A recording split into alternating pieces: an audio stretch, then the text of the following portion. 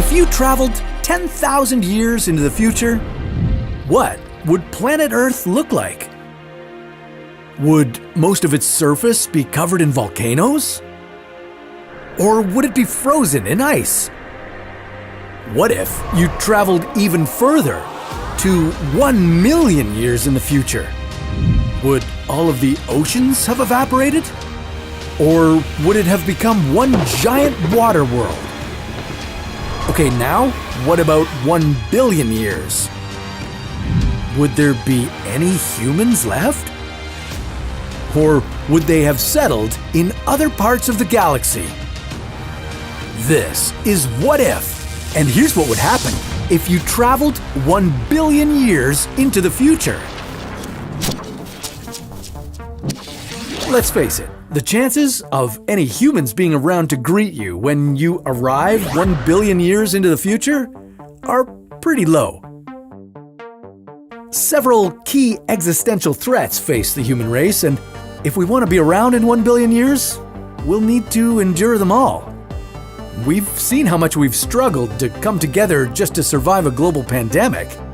So how do we have any chance of enduring the threats of climate change, overpopulation, global nuclear war, killer asteroids and comets, natural ice ages, and the sun getting a whole lot hotter? Well, let's take a look into the future and find out. Just under 10,000 years from now, we're going to run into a big problem called the Deca-millennium bug. In the year 10,000 AD, software encoding the AD calendar year won't encode dates with more than 4 decimals. Remember Y2K? Yeah, it's just like that, except hopefully we won't panic as much this time around. On the bright side, in 10,000 years, genetic differences and traits between humans will no longer be regional. Traits like skin and hair color will be evenly distributed around the world.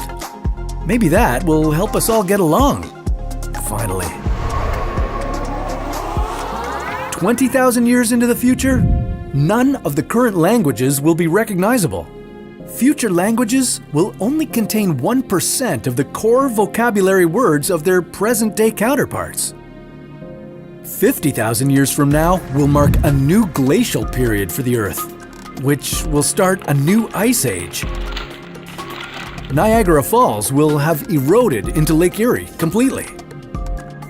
And, interestingly, a full day on Earth will also increase by 1 second at this point in time. So much more time for activities.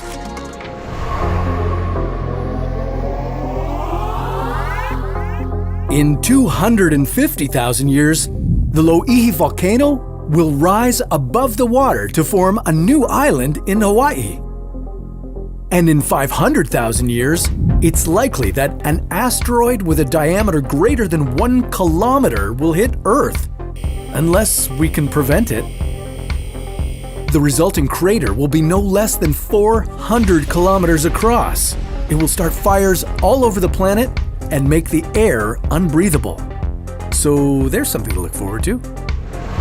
And in case that's not enough, in 1 million years, we'll likely have another supervolcano eruption, large enough to spew out 3,200 cubic kilometers of ash. It would produce enough lava to fill 75% of the Grand Canyon. This would be similar to the Toba eruption that almost wiped out humanity 70,000 years ago. Oh, and the nearby star Betelgeuse will have exploded into a supernova by this time, making it visible from Earth even during the daytime.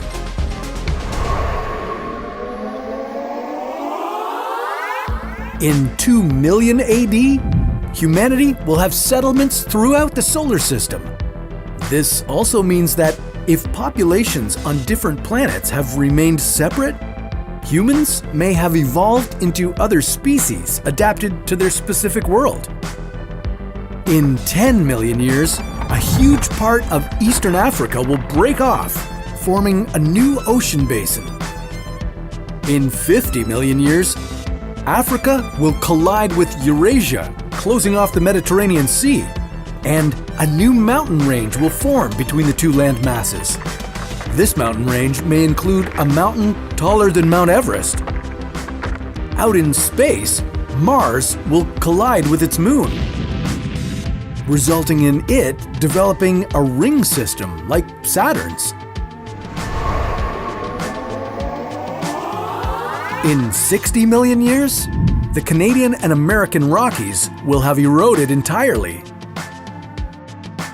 In 80 million years, all Hawaiian Islands will be below the water. In 100 million years, an asteroid similar to the one that killed the dinosaurs 66 million years ago will likely hit Earth, one that is 10 kilometers wide. In 250 million years, all of Earth's continents will be fused together like Pangea, except this time it will be called Pangea Ultima. But don't get too attached to it, because in 400 to 500 million years, Pangea Ultima will separate again.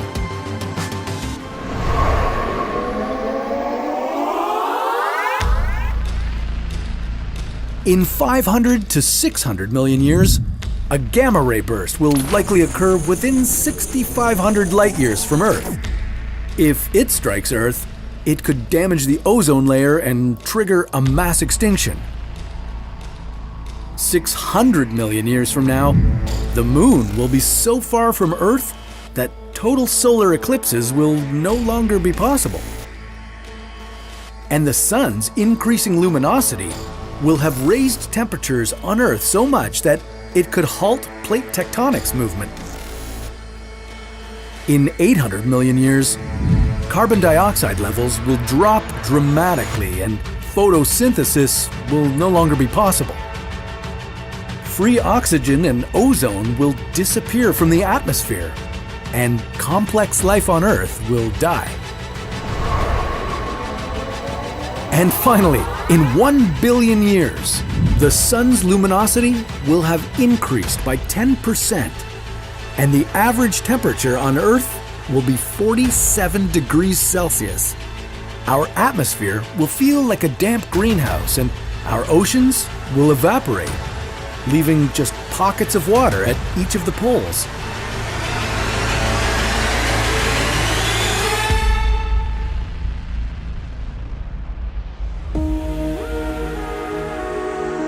When you arrive here in your time machine, be mentally prepared to take in a planet Earth that looks nothing like the one you remember. The human race will be gone, hopefully living its best life on some other far-off planet. Because of the intense heat, lack of water, and lack of breathable air, Earth will be uninhabitable. So you probably shouldn't stay too long. Instead, you should head out to see the rest of the solar system. Maybe you'll find your fellow humans there, or some other form of intelligent life. But that's a story for another What If.